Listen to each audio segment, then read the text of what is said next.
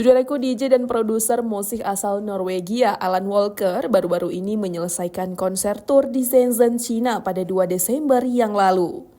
Melalui akun Instagramnya, Walker membagikan momen-momen dari kunjungannya ke Bound Stadium, tempat konser tersebut berlangsung. Dalam unggahan tersebut, Walker tampak bersiap-siap untuk penampilannya di stadion. Panggung telah berdiri kokoh dan bangku penonton tersusun rapi di sekitarnya. Walker menyampaikan kebahagiaannya dengan menulis dan tur berlanjut selanjutnya Shenzhen, China sold out.